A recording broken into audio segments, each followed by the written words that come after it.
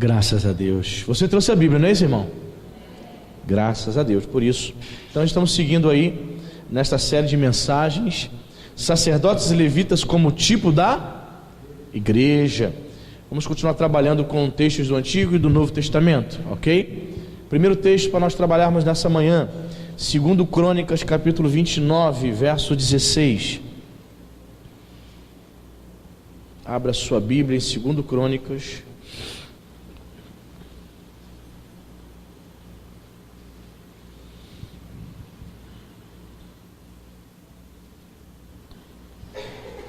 Segundo Crônicas 29, 16. Se você achou, diga amém. Posso ler? Ouço folhas.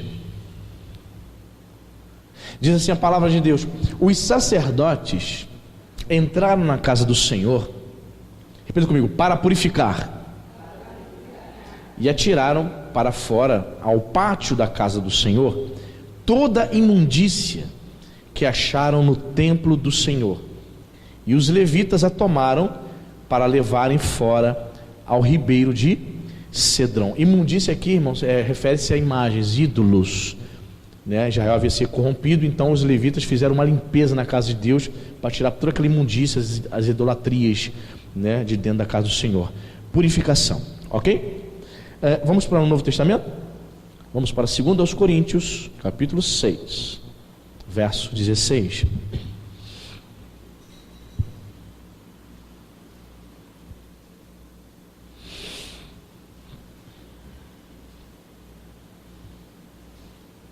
Segundo aos Coríntios 6, continuamos vendo aqui essa analogia, essa tipologia de crentes, nós como igreja, sacerdotes e levitas como tipo da igreja. Você achou? 2 Coríntios 6,16 diz o seguinte: que ligação há entre o santuário de Deus e os ídolos? Paulo está perguntando. Porque nós somos santuários do Deus vivente, como ele próprio disse: habitarei e andarei entre eles, serei o seu Deus e eles serão o meu povo. Verso 17 diz: por isso retirai-vos do meio deles, separai-vos, diz o Senhor, não toqueis em coisas impuras, e eu vos receberei. Amém? Assim como os sacerdotes purificavam o templo, nós somos hoje, nesta dispensação, nesta nova aliança, nós somos o próprio santuário do Deus vivo. Amém? Nós somos santuários do Deus vivente. Então Paulo também faz essa analogia no verso 16. Que ligação há entre o santuário de Deus e os ídolos? Porque nós somos o santuário do Deus vivente, ok? Nós que somos. Aí eu fui pesquisar essa palavra aqui no original grego. A palavra que Paulo usa aqui para santuário é uma palavra grega que significa naos, né? E se refere à parte do santuário onde ficava a arca da aliança, o santo dos santos. Porque havia o santo dos santos e havia o véu que impedia das pessoas se aproximarem da arca da aliança. Era um lugar especial, ok? Esse lugar é chamado de naos, aonde havia a arca, aonde a presença de Deus se manifestava. Amém? E fora desse ambiente do Santo dos Santos, por exemplo, o pátio do templo tinha outro nome, chamava-se Hieron. Então, essas duas palavrinhas gregas são traduzidas em português. Naos é traduzido para o português como santuário, certo? Mas referindo-se à parte do Santo dos Santos, onde a presença de Deus manifestava. E existe outra palavra chamada Hieron, que é traduzido também para o santuário, mas se refere ao pátio. Qual é a palavra que Paulo usa? Qual é? Ele usa naos, que era onde ficava a arca da aliança. O que ele está dizendo? Nós somos o naos de Deus, somos o santuário, somos a parte do santuário do templo, aonde Deus se manifesta. Que interessante, né, irmãos? Puxa vida. Paulo está dizendo que nós precisamos ser puros, nós por sermos santuários de Deus, ídolos não podem permanecer em nós. Por isso que ele vai dizer: que ligação há entre o santuário de Deus e os ídolos? Tudo aquilo que substitui Deus na vida do crente é um ídolo.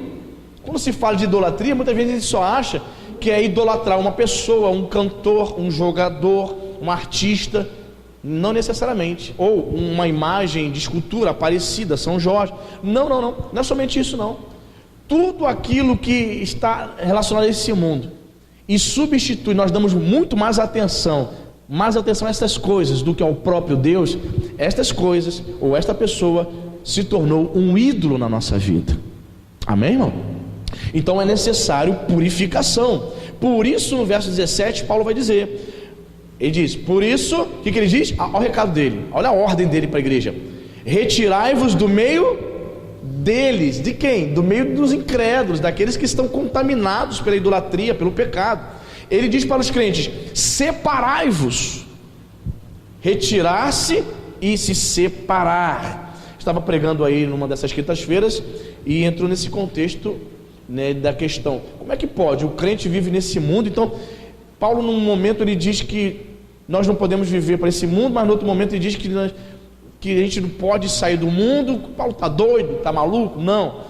Ele está falando, tem que interpretar o contexto, né, irmão? Ele está dizendo que podemos sim viver neste mundo, mas sem nos contaminarmos por ele. O crente precisa ter essa consciência, que vivemos neste mundo, nós estudamos, nós trabalhamos, nós nos relacionamos com as pessoas, mas você não pode se contaminar com ele. Pastor, mas é possível isso? Como eu vou viver num mundo desse e não vou me contaminar, pastor? Jesus mostrou que é possível. Paulo mostrou que é possível viver seguindo a Jesus por mais de 30 anos, pregando o evangelho, vivendo o evangelho e não se contaminar, morrer na presença de Deus firmado na rocha. Amém? É possível. O próprio Jesus vai dizer: aquilo que é impossível aos homens é possível para Deus. Talvez você, humanamente falando, com seus olhos naturais, você diga: pastor, é impossível não me contaminar, é impossível ser fiel num mundo tão corrompido. Mas com a ajuda do Espírito Santo é possível, amém, irmão? Com a graça do Senhor é possível nós nos retirarmos, nós nos separarmos. O apóstolo Paulo está citando aqui, irmãos, ele está citando Isaías capítulo 52, versículo 11, onde o profeta, Deus usa a boca do profeta para dizer isso, que para o povo de Deus é necessário purificação. Para que o povo de Deus agrade ao Senhor, é necessário se retirar, se separar, buscar a santificação, sermos santos, amém, querido? E quando ídolos tomam no nosso coração o lugar que é devido a Jesus, o crente está contaminado. Fazendo essa analogia, levitas e sacerdotes entram no templo e retiram toda a imundície, toda a idolatria, todos os ídolos lá de dentro e jogam para fora. Nós, como crentes, como santuários do Deus vivo, nós diariamente precisamos lançar fora do santuário toda impureza, toda imundície. Amém, irmão?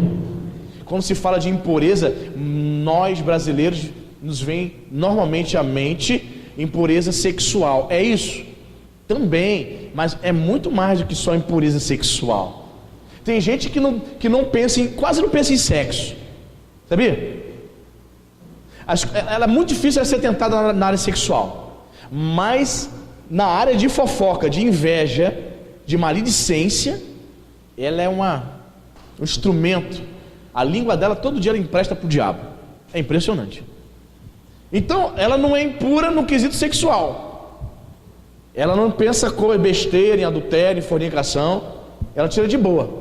Não é o fraco dela, não é a fraqueza dela, mas outras áreas ela tem permitido que a inveja se torne o ídolo dela.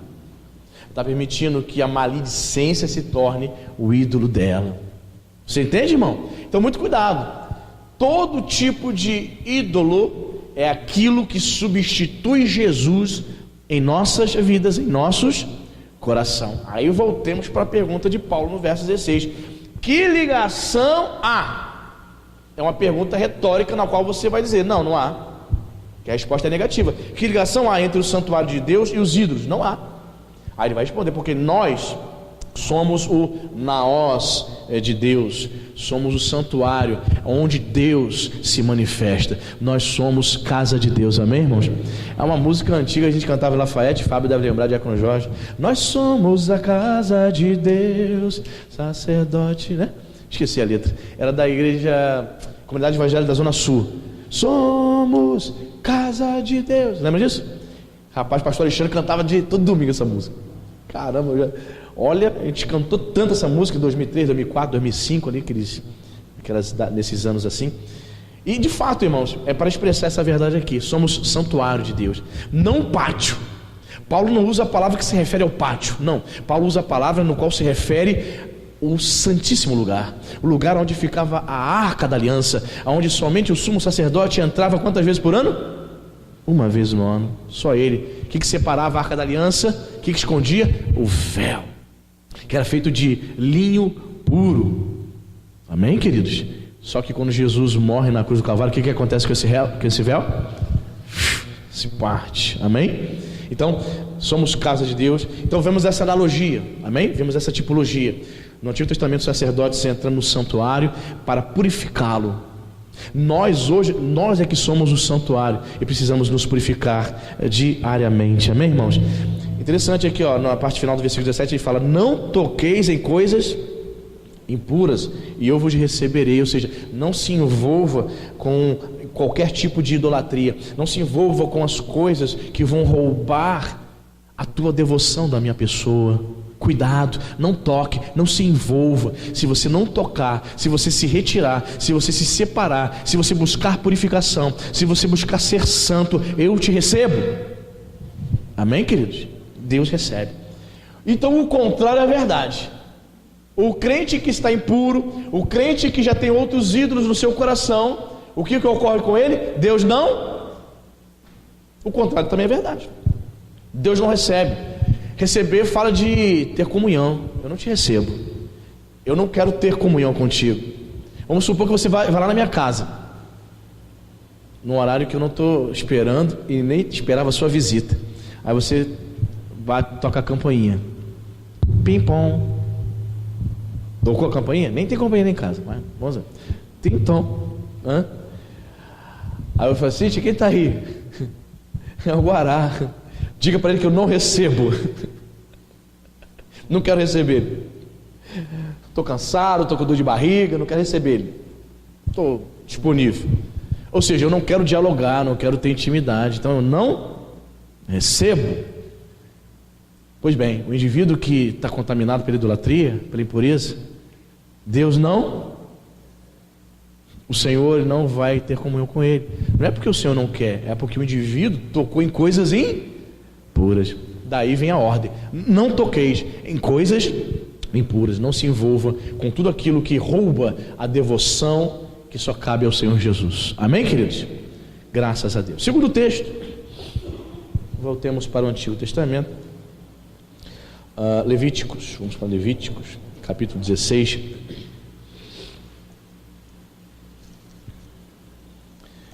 Livro de Levíticos, capítulo 16.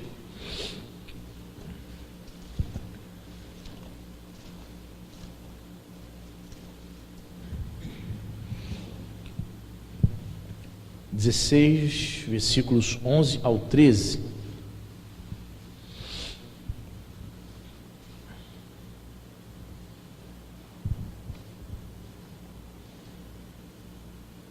Você achou?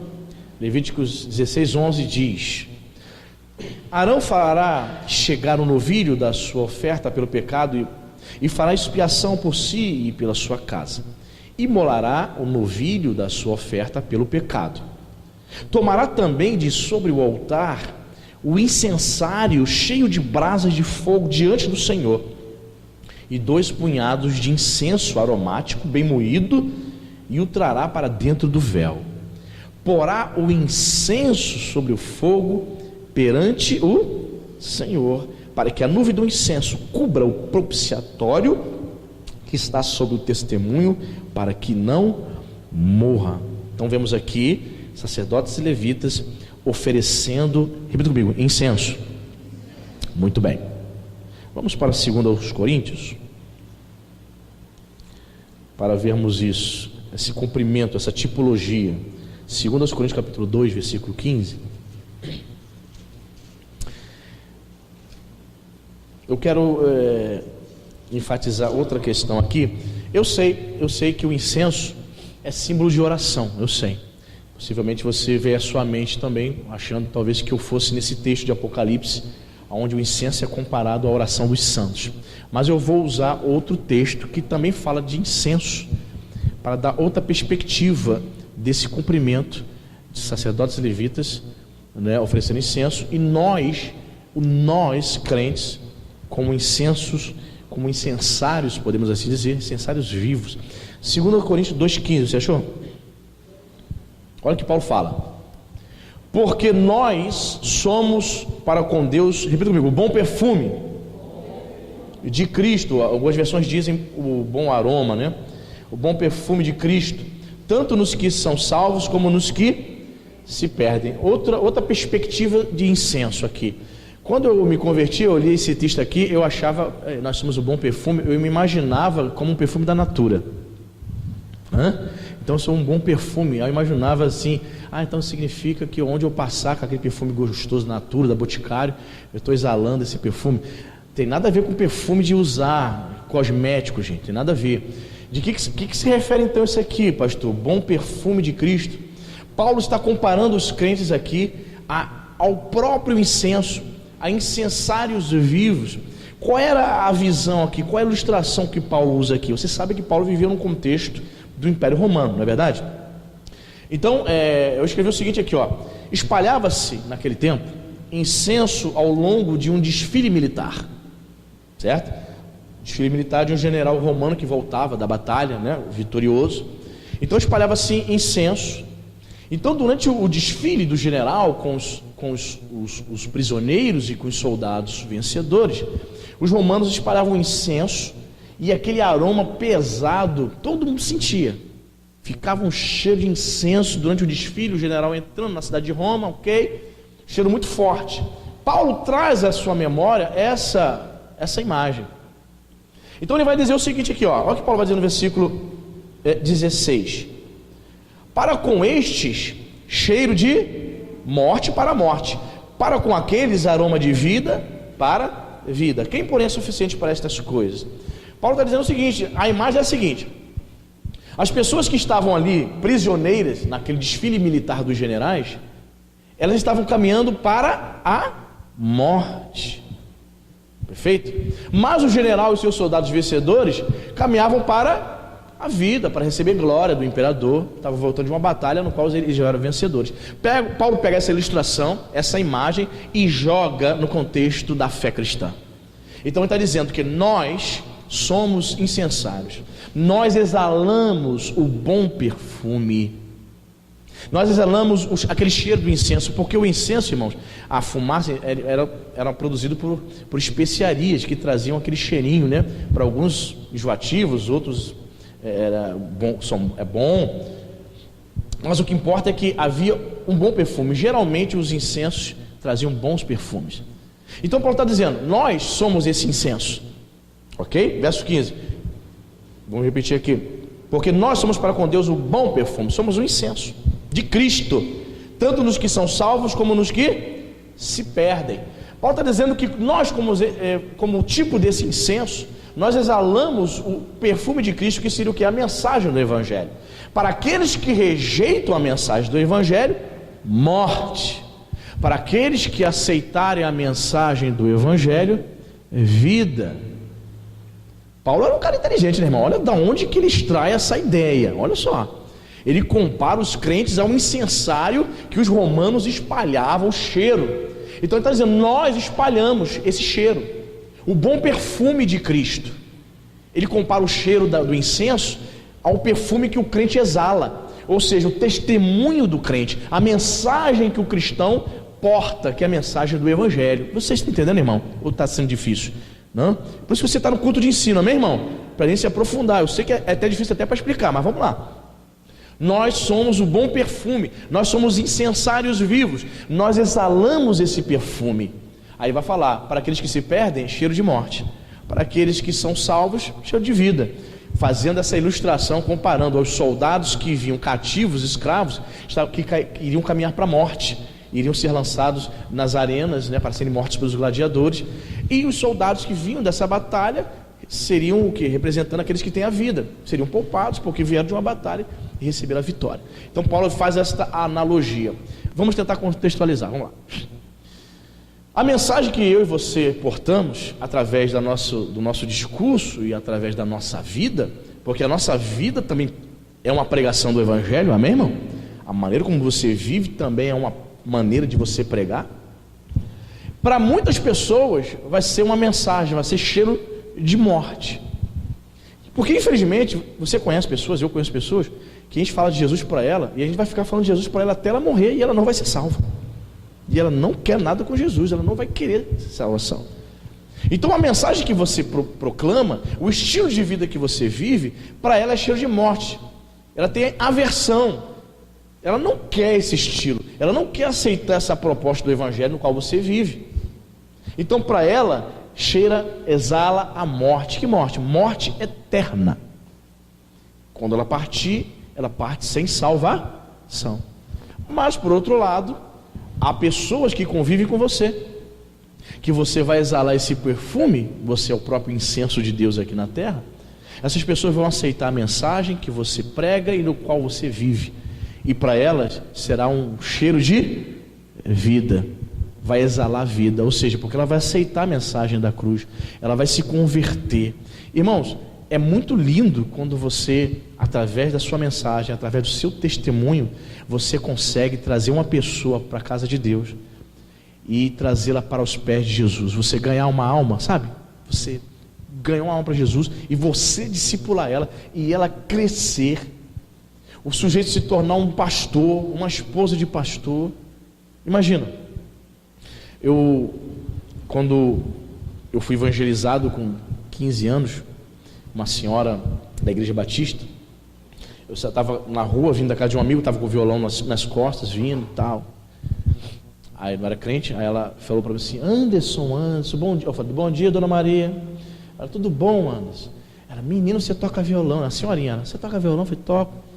Ah, você tem que tocar na igreja, vai lá na minha igreja. Eu falei: a senhora é com a igreja mesmo? Na igreja batista aqui de Parque Lafayette, vai lá, olha, você vai tocar para Jesus. Eu falei: quem sabe um dia, né, dona Maria, quem sabe e tal, mas tipo assim, para descartar ela, né, não vou nada na igreja, nada. Mas para semanas que se passaram, eu fui, irmão, senti vontade de ir para a igreja, e me lembrei da voz dela, das palavras dela. Aí eu comecei, fui na igreja, aceitei Jesus, me batizei nas águas e tal. Aí por esses dias, ela já é falecida já, né? Aí por esses dias no Facebook que eu encontro as netas delas. Olha quantos anos se passaram, 27 anos. As netas dela entraram no Facebook, pediram amizade. E uma das netas falou assim: Anderson, como eu estou feliz de ter te encontrado, você é pastor, eu tive parte desse processo. Ela queria os louros, né? Eu me lembro, eu e minha avó evangelizando você, tá vendo? Eu ganhei você para Jesus. Demonstrou-se uma alegria, irmão. Tipo assim, poxa, tantos anos depois, aquela semente que foi lançada naquele menino, 27 anos depois, veio aquele menino pregando a palavra de Deus como pastor. Vi a alegria dela. Percebe, irmão? E o galardão dessa irmã Maria, como é que tá, irmão? Ganhou a alma para Jesus, e foi de uma forma tão simples. Ela não pregou teologia, ela não trouxe um tratado teológico para mim, ela simplesmente me fez o convite para vir à igreja. Então, irmão, deixa Deus te usar, amém? Deixa Deus te usar, convida as pessoas para vir para a casa de Deus. Muitas vezes a gente fala assim: eu não sei falar, pastor, não domino bem a Bíblia. O pouco que você conhece, aplique e deixe Deus te usar, amém, irmão? Você vai ganhar almas para Jesus, você vai exalar o bom perfume, e espero que seja muito mais para a vida, porque muitas pessoas vão dar ouvidos à sua voz, amém, queridos? Consegui terminar de explicar, Fábio. Difícil essa parte foi forte. Então vamos partir para a terceira, amém, irmão? Os textos da palavra de Deus não são fáceis não, irmão. Muitos são complexos. 1 Crônicas 15, 26.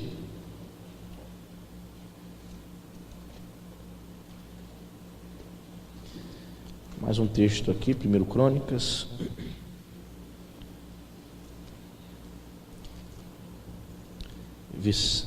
Primeiro Crônicas 15, 26.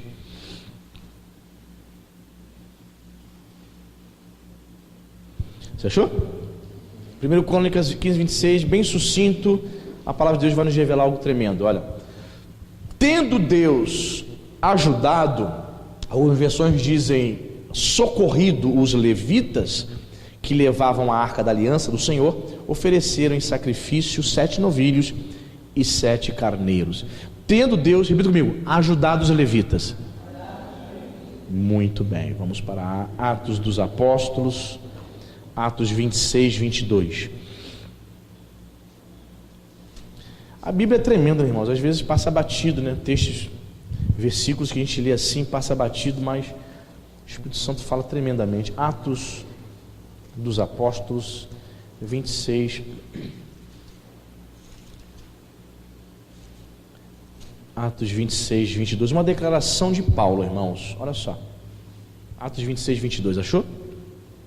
Olha o que Paulo fala: mas alcançando, repita comigo, socorro ou a ajuda de Deus, permaneça até o dia de hoje, dando testemunho tanto a pequenos como a grandes, nada dizendo, senão o que os profetas e Moisés disseram haver de acontecer. Amém? Então vemos aqui no Antigo Testamento os levitas recebendo o socorro, a ajuda divina para carregarem a arca, para fazer a obra de Deus.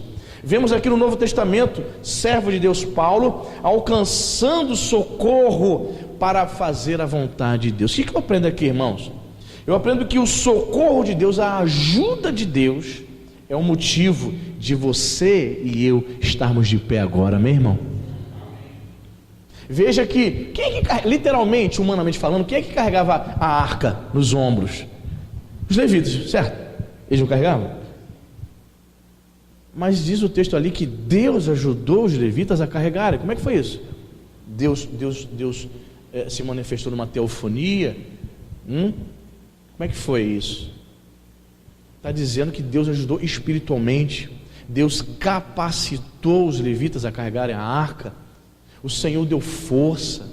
Querido, é Deus que nos ajuda a fazermos a sua obra, meu irmão. Por isso eu sempre vou bater nessa tecla. Nós dependemos do Espírito Santo para fazermos a obra e a vontade de Deus nessa terra, irmão. Os levitas precisavam da ajuda, eles tiveram a ajuda de Deus. Paulo, o grande Paulo, ele disse aqui, olha, recebi o socorro, recebi a ajuda dele. Quem é eu, quem somos nós, quem é você, quem sou eu, para rejeitarmos ajuda? Pelo contrário, irmãos, diariamente temos que nos prostrar diante do Senhor e dizer: Jesus, me ajuda. Às vezes o crente nem tem força para fazer uma oração dessa, quer vencer tudo na força do braço, está desempregado e nem faz uma oração do tipo: Jesus, me ajuda, eu preciso do Senhor, eu conto com a tua ajuda, já fiz a minha parte, cheguei ao meu limite, preciso agora de um mover do Senhor sobrenatural na minha vida. Aí Ele te ajuda, amém? Ajudou Paulo, irmãos, ajudou os levitas. Deus como um socorro bem presente na hora da angústia, diz o salmista, amém, irmão? Então uma palavra profética para você aqui nessa manhã: você que está precisando da ajuda de Deus, creia, você vai receber em nome de Jesus, amém? Eu creio, Deus vai nos ajudar, eu creio, o Espírito Santo vai te sustentar, amém, irmão? O socorro de Deus é o motivo de estarmos de pé. A ajuda divina, ela vem. Paulo vai dizer: alcançando o socorro de Deus, eu permaneço até o dia de hoje. Se eu cheguei até aqui, é por conta da ajuda de Deus, amém, irmãos? A igreja está crescendo, não está? Amém? Domingo à noite, 90 pessoas, legal. Sem contar as crianças, mais 30 e poucas crianças lá atrás. Mas, irmãos, eu fiquei aqui 5, 6 anos, irmãos, pregando aqui para 37, 42 pessoas, e tem mais de 130 cadeiras aqui. Aí todo mundo se espalha, fica aquele clarão. É claro que qualquer pastor quer pregar para muitas pessoas, né? E naquela luta, na peleja. No primeiro ano, irmãos, quando eu vim morar aqui, eu pagava meu aluguel da minha casa, era na imobiliária, e se eu passasse do dia, o boleto vencesse, tinha juros de 10%, e o desespero para pagar o aluguel em dia, para não pagar juros. Eu me lembro muito bem que nos primeiros 6 meses, teve um mês que eu estava com o boleto do meu aluguel. Eu falei: Cíntia, não tem dinheiro para pagar o aluguel não, Cíntia. Amanhã vence. Aí falei, meu Deus do céu, começamos a catar moedas, literalmente dentro de casa. Sabe o que é catar moedinha? Abrir potinho. Fui juntando moeda, fui juntando, tirando. Aí ficou faltando, para não pagar juros, 25 centavos, Cid? 25 centavos. Fábio, eu novo na cidade. Aí tinha uma irmã, a vizinha era irmã em Cristo, obreira da Igreja da Graça. Ela sabia que eu era pastor, mas eu falei, Cíntia, vamos pedir 25 centavos do... Eu falei, meu Deus, que vergonha, pastor pedindo 25 centavos para pagar o aluguel. Irmãos, eu fico com vergonha. Eu falei, não vou fazer isso não. Fico com vergonha. Eu falei, me vê esses 25 centavos, minha irmã. Me ajuda aí que o pastor da Nova Vida para pagar o aluguel dele. Então tem gente que diz que o pastor da Nova Vida é rico, irmão. Eu falei, meu Deus do céu, que desespero. Eu falei, caramba, eu vou pagar, na época era 500 e pouco o aluguel. Isso em 2010. Vou pagar 50 e pouco reais de juros, 10%. Jesus, eu comecei a revirar e achamos as moedinhas. Aí você vai guardando moedinha assim dentro de potinho dentro de casa? Faz isso? Pois é. Fui catando, achei 3 moedinhas, 2 de 10 e uma de 5 centavos. Fui pagar o aluguel, enchi a imobiliária de moeda. Toma! Tá pago, mas não paguei os juros. Amém, irmão? Foi difícil, foi tempos difíceis, mas o Senhor nos ajudou. Amém, irmão? Deus nos ajudou. Teve já em 8 anos aqui, dois meses assim, que tivemos dificuldade de pagar o aluguel, mas graças a Deus, Deus nos ajudou. Não foi necessário ligar para o Bispo Volney dizendo, Bispo Volney, me empresta R$1.000 para completar o aluguel. Não foi necessário, amém? Deus nos ajudou, amém, irmão? Deus nos ajudou. E quando tivemos necessidade aqui, irmãos ligaram para mim e disseram assim, pastor, se estiver precisando, fale comigo. Não vai ser por causa de qualquer R$500 que vai deixar de pagar o aluguel em dia. Amém? Deus tem nos ajudado. Amém, irmão? Assim também Ele vai te ajudar. Ajudou os levitas, irmãos. Ajudou Paulo. E pela graça e misericórdia, Ele também vai te ajudar. Amém? Conta com a ajuda dele, irmão. Esse é o nosso Deus. Louvado seja o nome do Senhor. Bacana, né? Quarto texto. 2 Crônicas 35.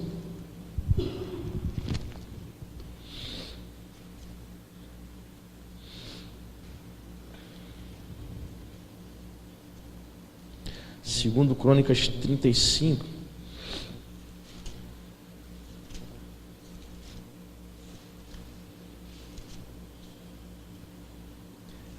versículo 11, muito interessante essa passagem, 2 Crônica 35, versículo 11, quem tem celular acha rapidinho, né? 2 Crônicas 35, 11, você achou? Diz assim a palavra de Deus, então, os levitas, né? Imolaram o cordeiro da Páscoa, e os sacerdotes aspergiam o sangue recebido das mãos dos levitas que esfolavam as reses. Versículo 13, assaram o cordeiro da Páscoa no fogo, segundo o rito. As ofertas sagradas cozeram em panelas, em caldeirões e em assadeiras, e os levitas as repartiram entre todo o povo. Depois as prepararam para si e para os sacerdotes, porque os sacerdotes, filhos de Arão, se ocuparam até a noite com o sacrifício dos holocaustos e da gordura. Por isso é que os levitas prepararam para si e para os sacerdotes, filhos de Arão. Então vemos aqui sacerdotes e levitas preparando a Páscoa, a festa da Páscoa, perfeito? Vamos para o Novo Testamento. A ordem de Deus para nós na Nova Aliança, nessa dispensação, sacerdotes e levitas, como 1 Coríntios 5. Veja a ordem de Paulo para a igreja de Corinto.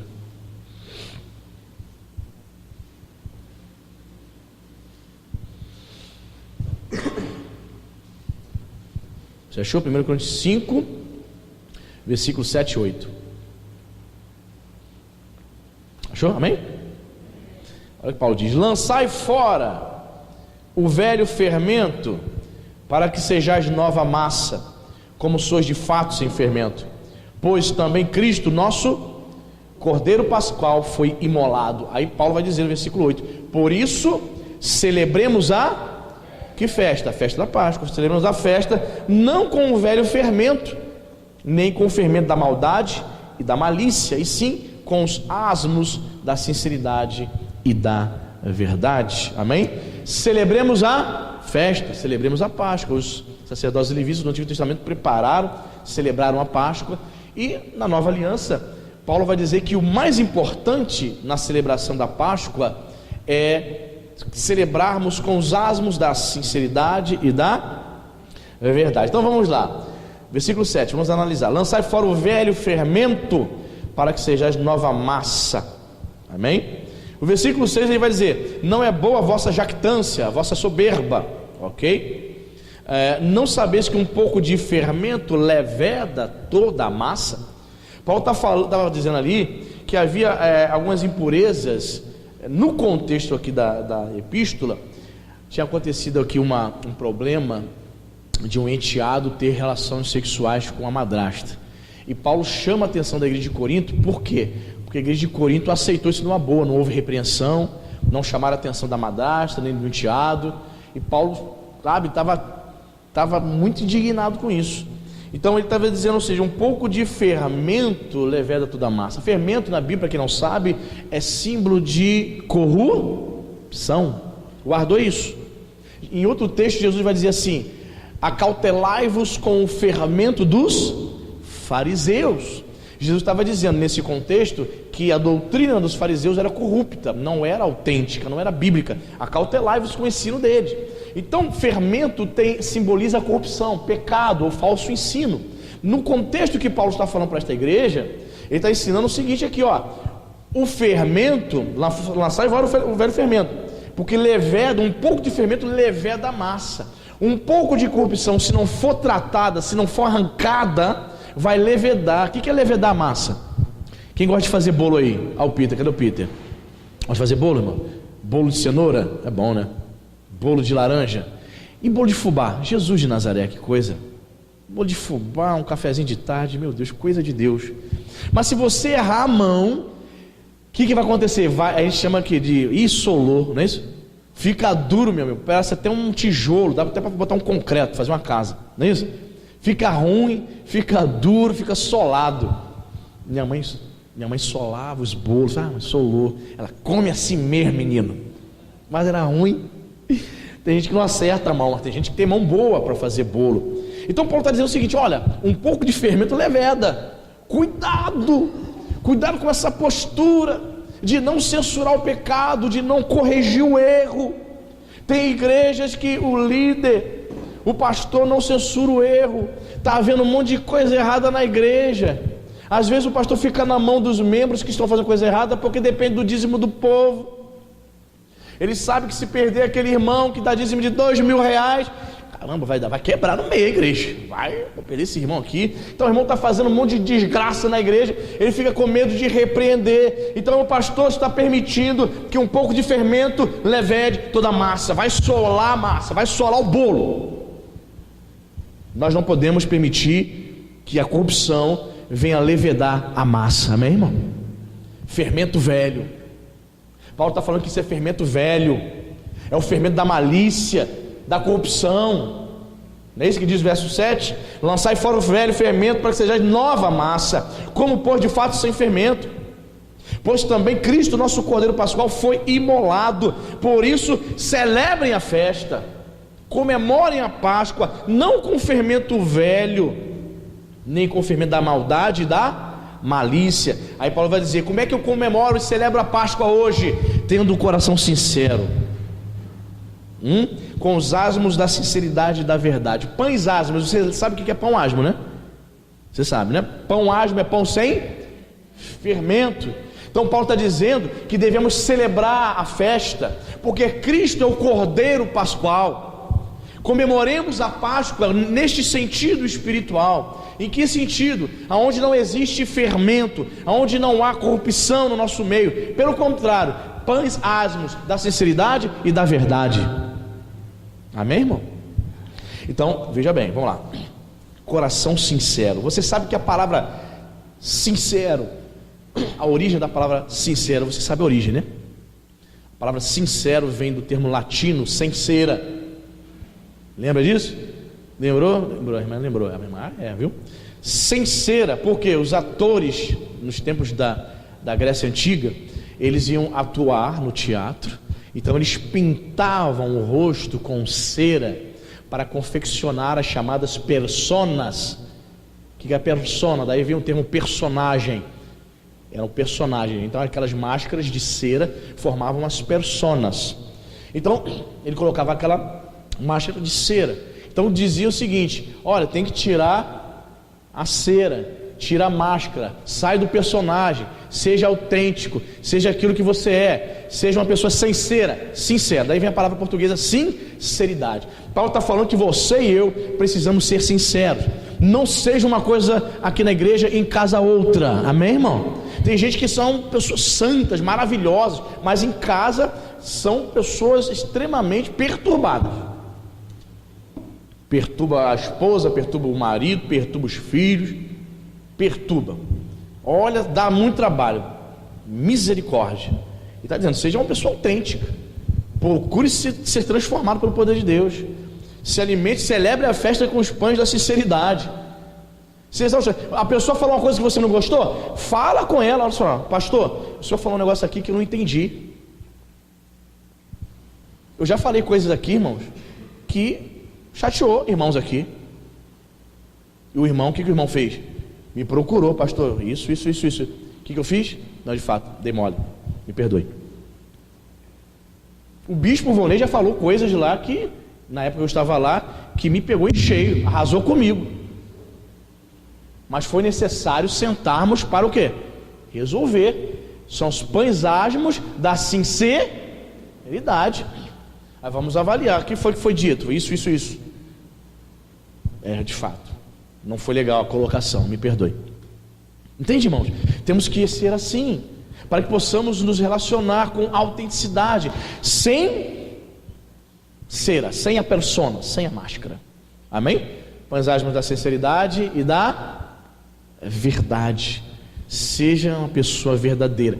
Irmãos, não confunda também ser uma pessoa verdadeira com pessoa sem noção. Em nome de Jesus, não confunda.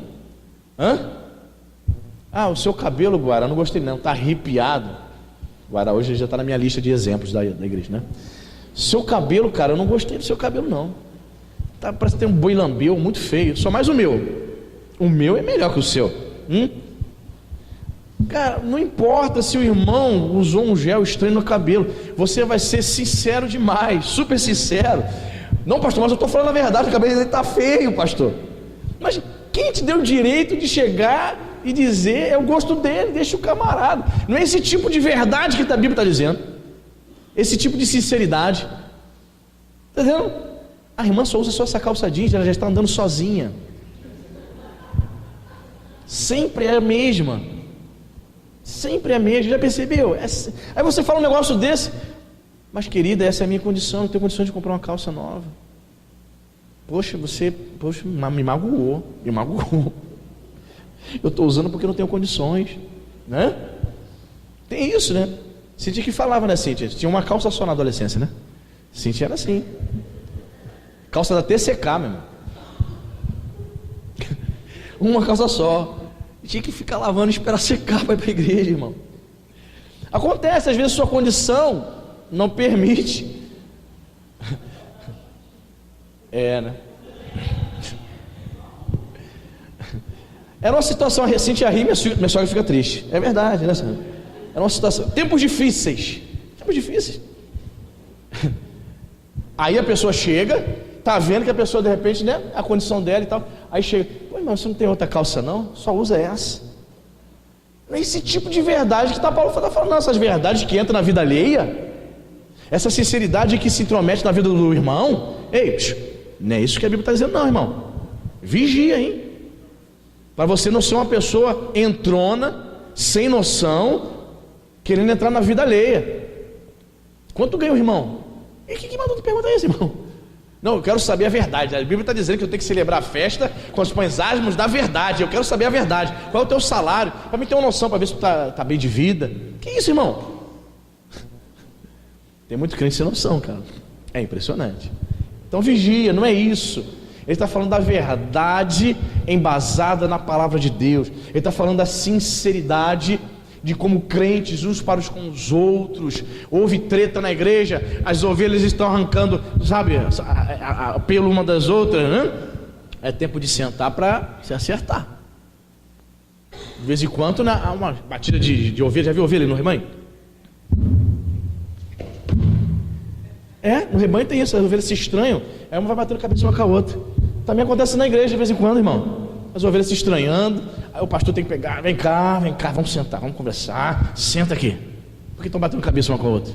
Vamos celebrar a festa com os pães da sinceridade, da verdade? Qual é o problema? Vamos resolver? Amém, irmão? Então, verdade e sinceridade não é se intrometer da vida do outro, falar coisas que ofendem o irmão. Se ela gosta de usar esse penteado, deixa ela, meu irmão. Deixa que o marido dela é quem vai dizer: minha filha, tá horrível. É o marido dela que vai falar, não é você. Não é você, irmão. Não é você. Está entendendo isso, irmão? Não é você. Não é você. Então tem que tomar muito cuidado para você não estar se intrometendo na vida alheia. Quem está entendendo? Palavra bem prática para você, tá? Muito bem. Último texto, Neemias 13.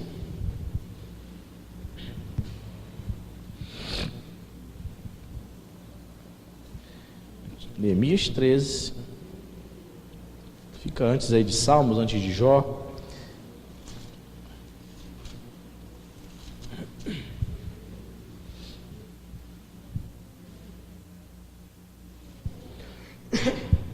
Neemias 13, versículo 12 e 13. Você achou? Neemias 13, versos 12 e 13.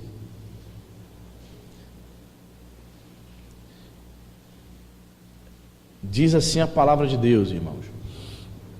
Então, todo Judá trouxe os dízimos dos cereais, do vinho e do azeite aos depósitos. Por tesoureiro dos depósitos pus Selemias, o sacerdote Zadok, o escrivão. Vou repetir aqui: dos depósitos pus Selemias, o sacerdote Zadok, o escrivão, e dentre os levitas Pedaías, como assistente deles, Hanã, filho de Zacur, filho de Matanias, porque foram achados, repita comigo, fiéis. E se lhe encarregou que repartissem as porções, algumas versões dizem rações, alimentos, né? Que repartissem as porções para os seus irmãos. Então vemos aqui os levitas responsáveis por repartir as porções dos dízimos, né? Dos cereais, né? Do vinho, do azeite que haviam trazido para o depósito. Os levitas responsáveis para pegar e dividir com o pessoal, ok? Vamos agora para Lucas 12. Lucas 12, Jesus está falando aqui. Lucas 12, versículo 42. Jesus fala sobre a parábola do servo vigilante. Ele traz algo interessante aqui. Lucas 12, 42. Amém? Jesus diz assim: disse o Senhor: quem é, pois, o mordomo fiel e prudente, a quem o Senhor confiará os seus conservos, para dar-lhes o sustento, ou a ração, ou a porção, a seu tempo?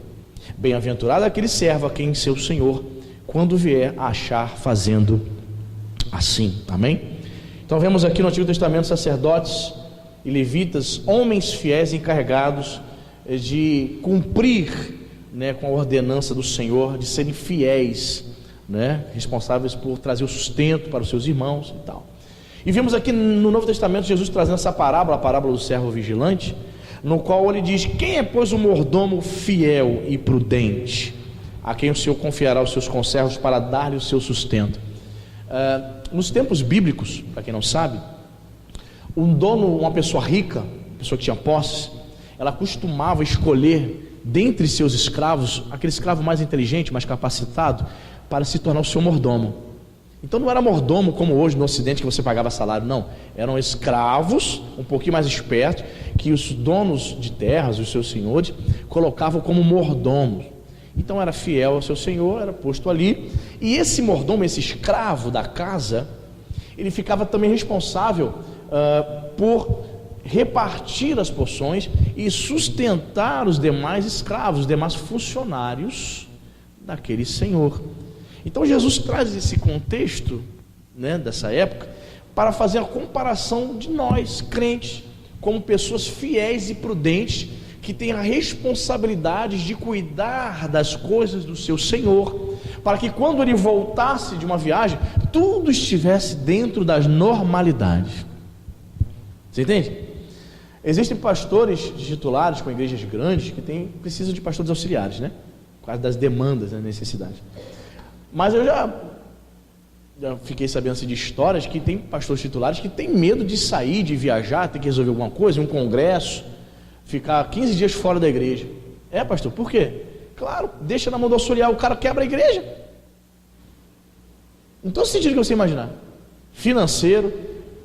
O pastor tem hábito, por exemplo, na hora do ofertório, falar, trazer uma pequena palavra sobre oferta, conscientizar o povo, ensinar o povo. Aí o pastor auxiliar não tem hábito. Entrega para ele a igreja 20 dias. As entradas da igreja caem. Por duas razões. Porque ele não ensina. Segundo, tem pessoas que só querem entregar o dízimo na mão do pastor titular. Acho que o pastor auxiliar não tem poder, então não entrega para ele. Estou falando, irmão. É impressionante. Aí o pastor fica 15, 20 dias viajando por alguma necessidade. Aí ele pergunta, como é que está as coisas? Aconteceu isso, estourou isso, não consegui pagar isso. Aí o pastor tem que voltar. Nem para auxiliar serve. É impressionante. Aí raramente vai conquistar alguma igreja para ser titular. Não vai conseguir dar conta. Não ensina o povo, não consegue administrar a igreja, não consegue apacentar o rebanho. Problemático. Aí vai ficar eternamente pastor auxiliar, não tem condições de assumir a igreja. Você está entendendo, irmão? Infelizmente. Trazendo para um contexto mais individual e particular e espiritual aqui, escrevi o seguinte aqui: o nosso Senhor voltará e desejará nos encontrar comprometido com as coisas de Deus. Então nós devemos ser fiéis para fazermos o que Ele nos chamou para fazer. Amém, irmão? Seja fiel. Bem-aventurado, verso 43, bem-aventurado aquele servo a quem seu Senhor, quando vier, achar fazendo assim. Assim o quê? Volta para o 42 e você vai ver. Quem é, pois, o mordomo fiel e prudente, a quem o Senhor confiará os seus conservos para dar-lhes o sustento. O mordomo fiel, o servo vigilante é comparado a esse mordomo fiel. Veja que ele tem que dar o sustento aos seus conservos. Ele é servo junto com os outros. Ele não é maior. Ele não é mais importante. Ele só recebeu um pouco de responsabilidade, que é trazer o sustento, dividir as porções. Veja que interessante, né? Sacerdotes e levitas no Antigo Testamento sendo encarregados, homens fiéis encarregados de repartir as porções entre seus irmãos. Pois bem, quando é que nós demonstramos essa prudência, essa fidelidade? Quando nós fazemos o que o Senhor mandou fazer, quando nós demonstramos fidelidade, fazemos com excelência a vontade e a obra do Senhor, amém? É interessante, né? Continuando a parábola aqui, verso 44, Jesus diz: verdadeiramente vos digo que lhe confiará todos os seus bens. O Senhor vai confiar. Aí ele vai dizer no verso 45: mas se aquele servo disser consigo mesmo: meu Senhor tarda em vir, e passar a espancar os criados e as criadas, a comer, a beber, a embriagar-se, virá o Senhor daquele servo em dia que não espera, em hora que não sabe, e vai fazer o que para ele? Dar presente? Dar bombom, garoto? Não, castigá-lo-á, lançando-lhe a sorte com os infiéis. Então temos aqui uma parábola no qual recebemos muitas coisas da parte de Deus, recebemos responsabilidades da parte de Deus, amém, irmão? Você, quando vai fazer a obra de Deus, você não está servindo ao Anderson. Você, em primeiro lugar, você está servindo ao Senhor da glória, ao Senhor Jesus. Você está fazendo para Deus. Então faça com excelência. Não faça de qualquer maneira, não. Dê a melhor aula possível. Abra a porta com todo o carinho possível. Não é até quebrar a porta, não. Faça tudo com excelência.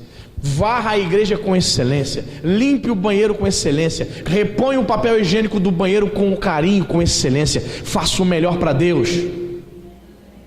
Quando o Senhor voltar, vai encontrar você fazendo com fidelidade o melhor, porque Ele merece o melhor, amém, irmão?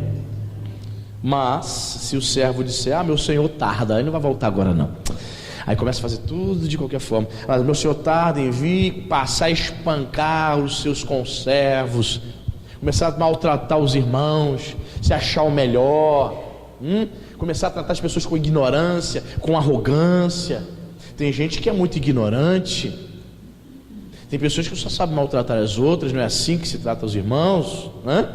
espancar os criados, comer, beber, embriagar-se, dar-se aos apetites da carne. Cristãos que começam a abrir precedente, não tem nada a ver eu fazer isso, não tem nada a ver fazer aquilo outro. Vou falar. Posso falar? Certa vez uma pessoa chegou para mim aqui na igreja, aí falou assim: pastor, fui muito abençoado. Pastor, se ele estiver ouvindo a mensagem, não, nem ouve a mensagem, ouve não. Quase ninguém ouve a mensagem. Principalmente quem já assistiu aqui, não é que chega em casa para ouvir de novo. Só eu mesmo que assisto as minhas mensagens. Todas. A pessoa falou assim: pastor, fui muito abençoado. Eu falei: é mesmo? Estava uma crise financeira. Eu falei: mas como é que você foi abençoado? Pastor, teve um dia que eu fui no banco, precisando de dinheiro para fazer compra, pagar fatura. Pastor, sabe o que aconteceu? Quando eu cheguei no caixa eletrônico, do nada, eu vi, pastor, no caixa eletrônico um cartão, esqueceram um cartão. Pastor, fui abençoado. Deixaram o cartão e a tela aberta. Eu saquei tudo na conta, pastor. Tinha R$600, pastor. Que bênção.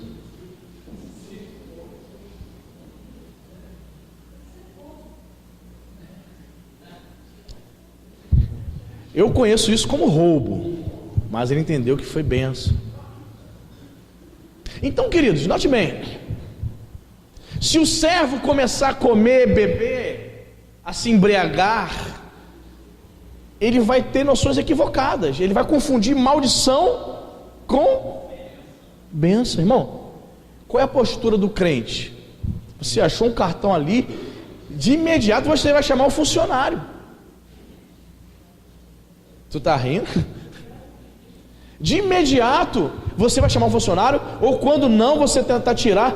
Aqui o gerente, por favor, esqueceram aqui. A pessoa vai vir procurar. Irmãos, então você fala: irmão, isso aí está errado. Mas a pessoa está com o coração fechado, não é servo vigilante, está espancando, está comendo, está se embriagando. Meu senhor tarda, Jesus não vai voltar agora não, posso fazer o que eu bem entender, eu vou roubar os outros. Isso é pecado, irmão, está errado. Talvez ali um aposentado que ganhou um salário mínimo, dependendo daquele dinheiro ali, para pagar todas as contas do mês, perdeu o dinheiro, perdeu a conta e o cartão. Então às vezes você vai falar uma pessoa dessa, mas a pessoa, 350 anos de igreja, já acha que sabe tudo, não aceita ser orientada. O que o pastor faz?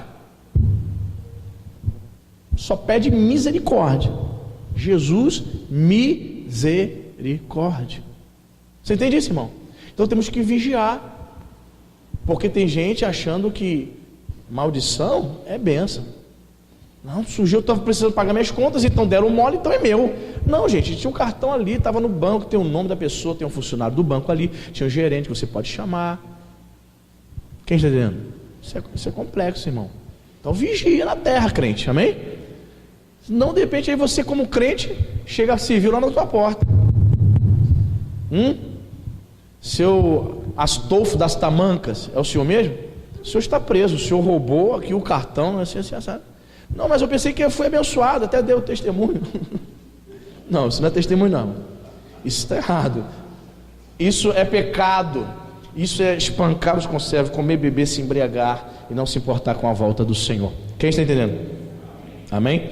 Nós somos responsáveis por fazer a vontade de Deus.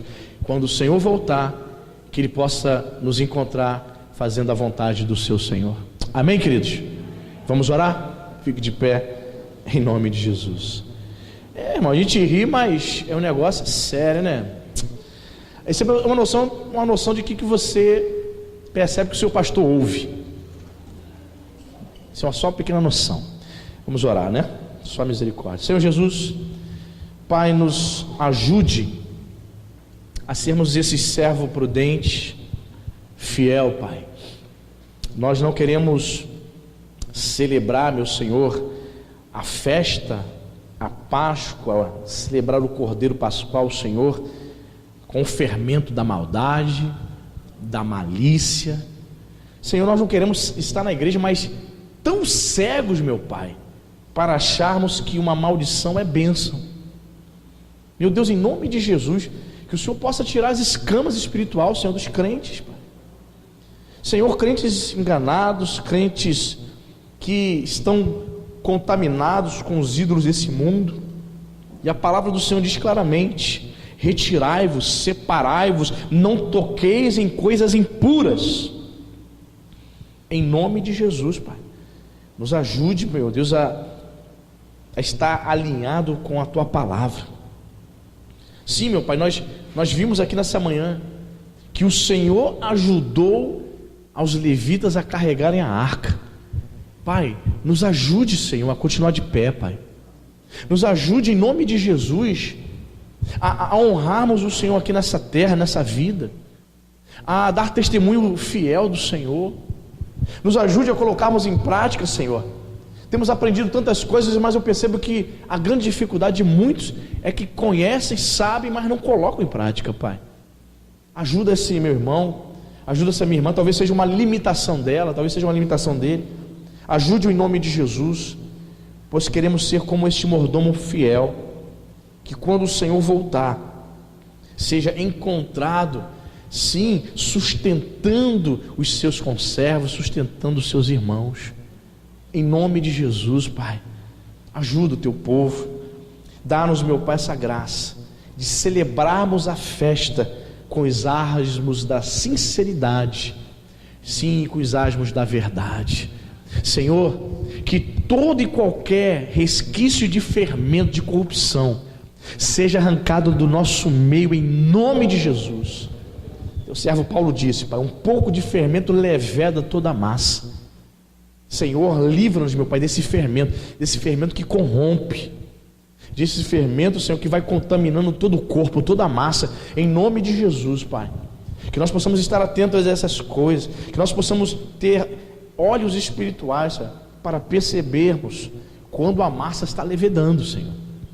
Abra o nosso entendimento, ajude os teus servos, ajude esta minha irmã, ajude esse teu filho, Senhor, assim como o Senhor ajudou os levitas a carregarem a arca da aliança. Que o Senhor possa nos ajudar, meu Pai, a continuarmos firmes, a continuarmos nos submetendo, Pai, ao teu senhorio em nome de Jesus. Meu Pai, tem misericórdia, Senhor, daqueles que vêm à igreja, mas não nasceram de novo, Pai, estão fazendo loucuras aí fora e ainda acham que estão sendo abençoados quando não estão. Meu Deus, tem misericórdia da igreja brasileira, Senhor. Tenha misericórdia daquelas pessoas, Pai, que estão dentro da tua casa, estão ouvindo a tua mensagem domingo após domingo, mas são religiosas, Pai. Elas não conhecem a verdade, elas não tiveram ainda, Senhor, a experiência do novo nascimento. Senhor, que a tua misericórdia, a tua mão alcance também essas almas, porque, Senhor, elas estão vindo à igreja, elas estão vindo ouvir a palavra. A minha oração é que a tua palavra penetre nos corações delas, Senhor. Que a tua palavra venha produzir fruto de arrependimento, meu Deus, em nome do Senhor Jesus Cristo. Te louvo, te agradeço e te exalto nesta manhã por todas as coisas que o Senhor tem feito em nós e através de nós. Abençoa o nosso domingo, leva-nos em paz debaixo das suas asas, seja conosco, e que o culto desta noite, o culto da família, a ação do teu Espírito seja gloriosa. Que o Senhor possa abençoar as famílias desta igreja de maneira rica e abundante, em nome de Jesus. Amém. E graças a Deus.